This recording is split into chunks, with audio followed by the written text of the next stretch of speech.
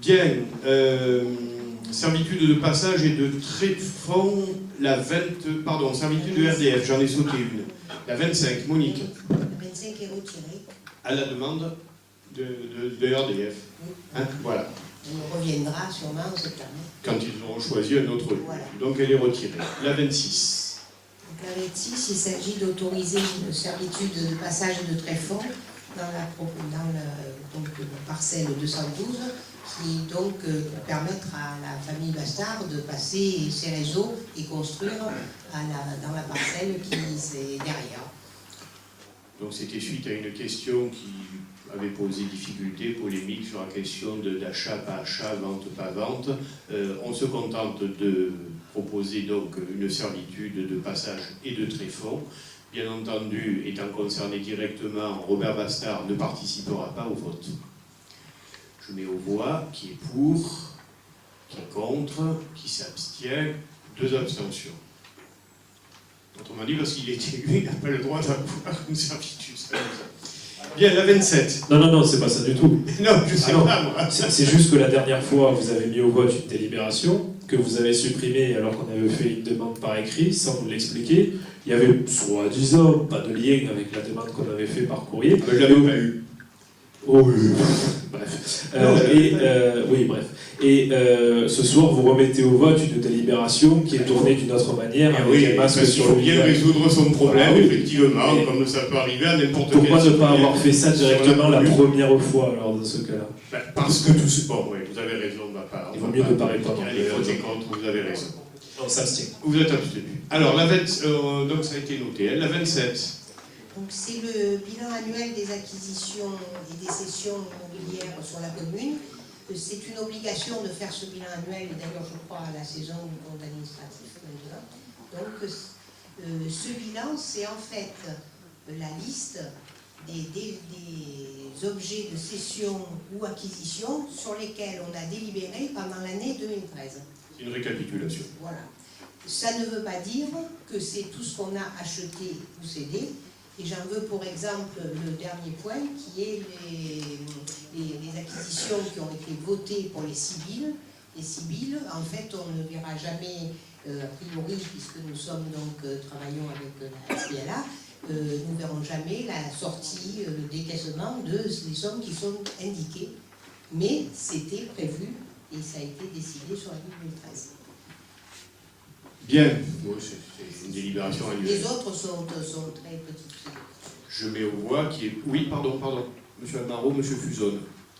Nous, on votera contre, juste pour expliquer la raison pour laquelle on s'oppose à cette délibération, étant donné ce qui s'est passé pendant la campagne avec des tracts qui ont circulé un petit peu partout, mettant un petit peu la lumière sur certaines maisons qui se sont vendues un petit peu de manière... on ne peut pas l'expliquer. On n'a plus confiance sur ces parties-là au niveau municipal, c'est la raison pour laquelle on votera contre.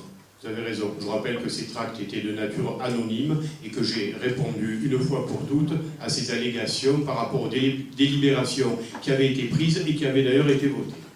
Monsieur Fusone.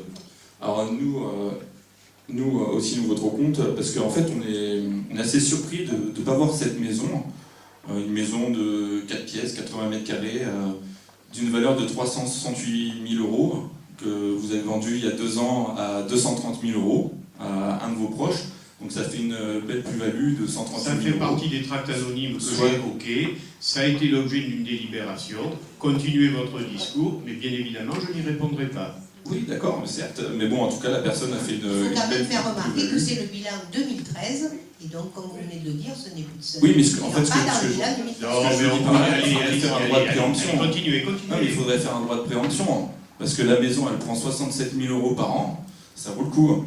On la rachète et dans 10 ans, on la revend, je ne sais pas combien. C'était pas en 2013, mais c'est... Voilà, non, en 2012, je sais. En tout cas, ce qui est marrant, c'est quand même qu'après notre passage, il y a le nom sur la boîte aux lettres qui a été enlevé, le panneau à vendre a été enlevé, mais manque de chance, on a retrouvé l'annonce sur Le Bon Coin. Et voilà. Par contre, aussi, on va demander vous allez recevoir un recommandé, vous l'avez peut-être déjà reçu, des éclaircissements et des documents sur ces 2 affaires. Vous aurez tout ce qu'il faut, vous inquiétez pas. Merci. Alors, Madame Chessou. Je pose juste la question, est-ce qu'il n'y a pas une erreur? Est-ce que c'est vraiment le parc Victor Hugo? Non, c'est marqué sur la feuille qui est là. Il y a un C'est le parc rectificatif. Victor Mélin, hein. Oui, oui, on l'a marqué. Voilà, délibération 27 à index, dans le paragraphe protection de l'environnement, parc des réserves foncières, il faut lire parc Victor Mélin et non parc Victor Hugo. Bien, donc j'ai mis aux voix, il y a 5 contre, pas d'abstention, et le reste est voté. La 28. Alors, c'est la prescription de la modification numéro 2 du plan local d'urbanisme. Effectivement, on est en droit de faire, dans certaines conditions qui sont précisées dans la délibération, des modifications, des adaptations de faible ampleur. Et la principale prescription, c'est qu'elle ne porte absolument pas atteinte à l'économie générale du PADD, enfin du projet d'aménagement et de développement durable qui est l'origine du PLU et la partie fixe. Donc, dans la délibération, vous avez la liste d'un certain nombre de points qui ont été détaillés en commission, qui sont des adaptations. Et bien sûr, parmi cela, il y a aussi l'adaptation des dispositions réglementaires liées donc à l'application, au changement induit par la loi ALUR, qui seront donc étudiés. Ici, aujourd'hui, nous décidons seulement, si nous votons cette délibération, de passer à l'étude. Après, il y a le processus complet d'étude pour arriver aux modifications qui seront nécessaires ou faisables.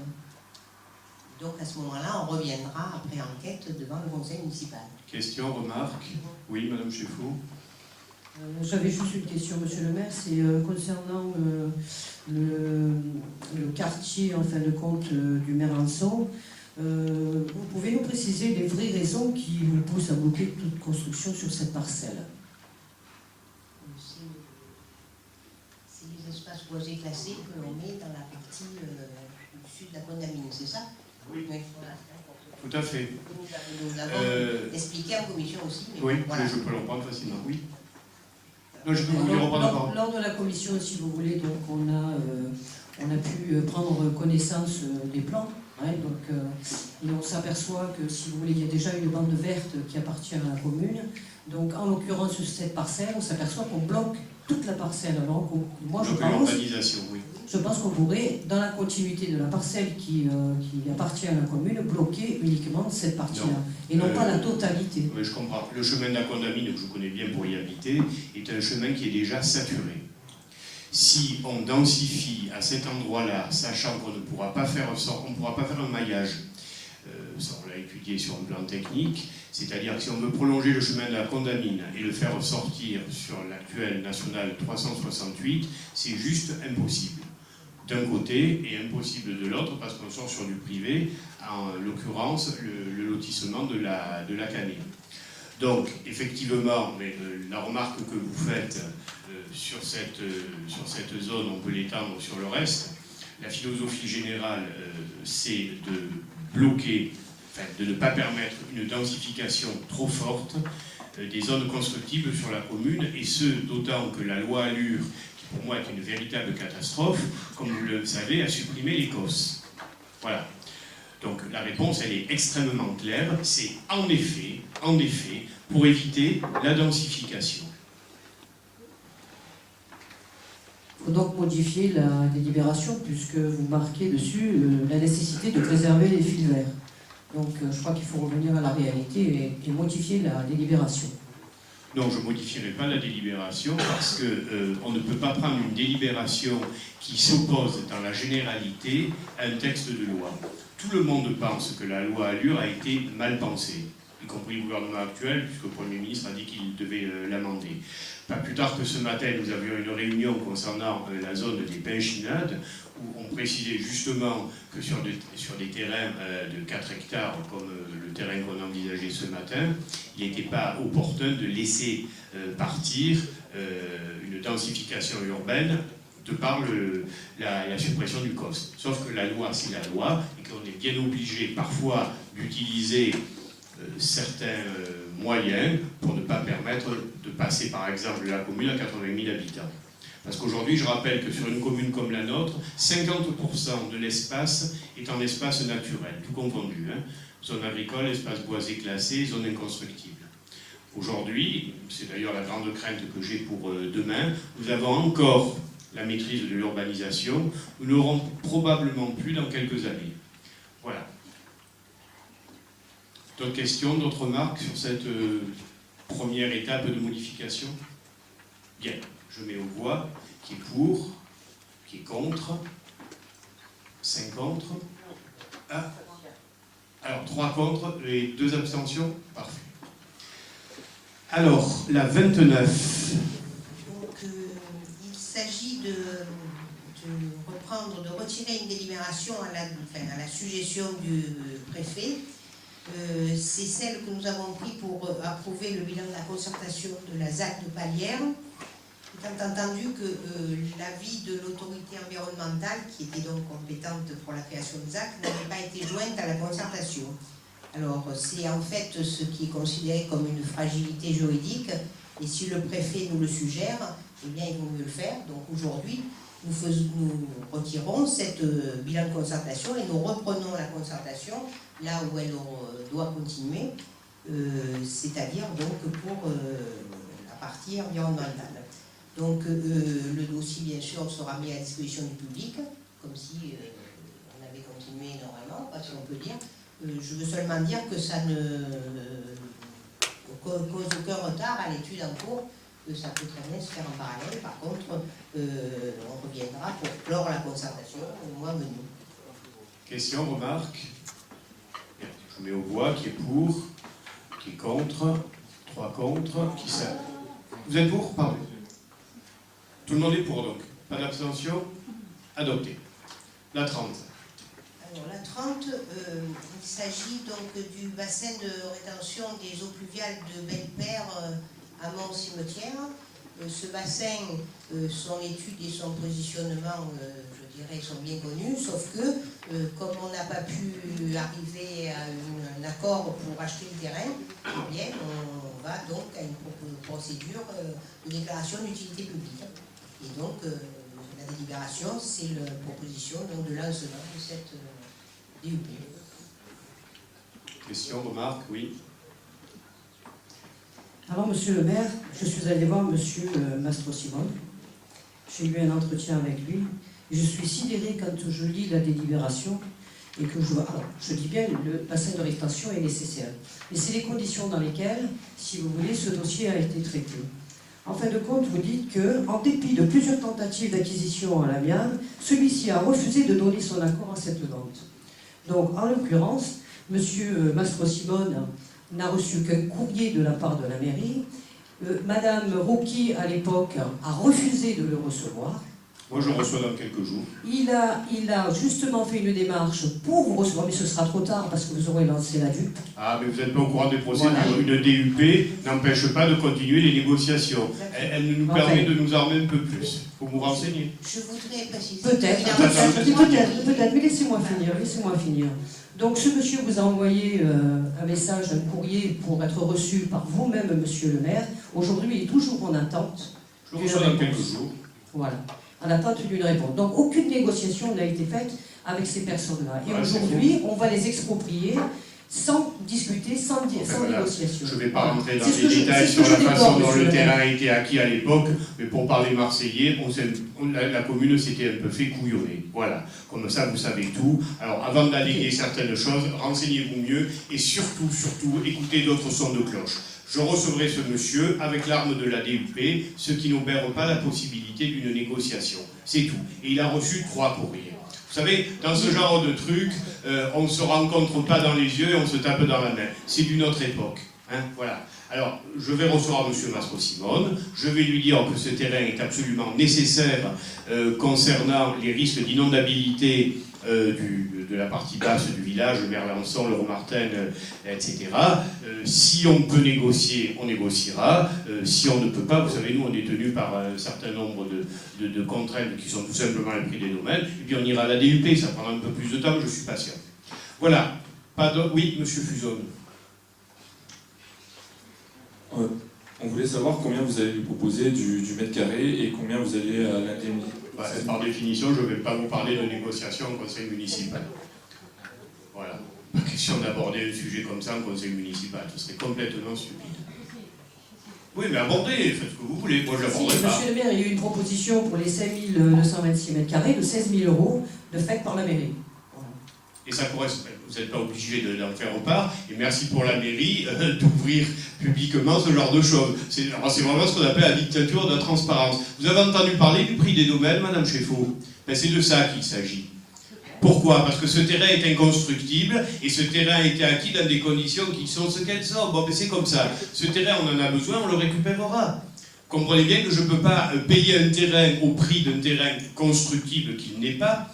Lorsqu'il a mis les oliviers, ce monsieur sur la propriété, il savait très bien que nous souhaitions, parce que ça ne date pas de la semaine dernière, que nous souhaitions acquérir ce terrain pour en faire un bassin de rétention. C'est votre droit de soutenir l'intérêt privé par rapport à l'intérêt public. Moi, je soutiens l'intérêt public. Voilà, c'est tout.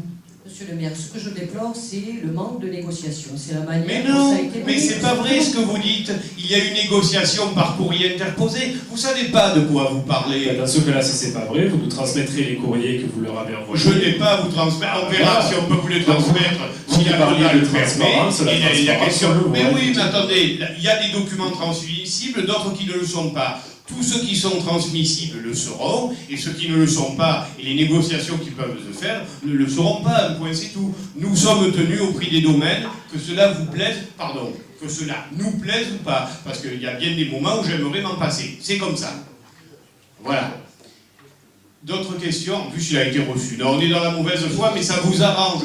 C'est marrant parce qu'en plus, vous n'allez pas dans le sens de la commune. Vous allez dans le sens d'un propriétaire privé que je recevrai dans quelques jours. J'ai rien ni pour ni contre lui. On ne se connaît pas. Et puis on verra bien. Alors juste, peut-être que vous n'avez pas entendu ce qu'on a dit. Si, j'entends bien, non, et surtout je parce comprends bien. qu'à aucun moment, et d'ailleurs vous énervez, il n'y a pas de quoi s'énerver. Mais je m'énerve pas, mais entendre des âneries, des fois, c'est vrai que ça me fait monter mon humeur. Monsieur le maire, ce qu'on a dit dès le départ, c'est nous sommes pour ce bassin de rétention qui est nécessaire pour la commune. Est-ce que c'est ce que nous avons dit ou pas? Mais est-ce que... Répondez à la question. Est-ce que... Non, attendez, je suis interpellé par vous, monsieur, excusez-moi. C'est ce que nous avons Est-ce dit. que vous avez dit, que est-ce le qu'à un bassin moment de donné, rétention est-ce qu'à était... un moment donné, vous dites, vous, que vous êtes prêt à le payer à n'importe quel prix? Ce que nous Est-ce que avons vous dit- savez qu'on doit acquérir un terrain au prix des domaines? Mais Si monsieur vous ne le le savez maire- pas, allez à l'école du droit. Mais monsieur le maire, je n'ai pas eu la chance d'aller à l'école du droit. Et Mais c'est moi pour non ça, plus, vous voyez, je suis pas juriste, voilà, j'essaie d'apprendre. écoutez, malheureusement, j'ai eu que le bac et j'ai pas eu la chance d'aller à l'école du droit. Bon, excusez-moi, je suis quand même là Mais ce moi soir. non plus. Donc, nous, ce qu'on a dit, c'est qu'on était pour ce bassin de rétention,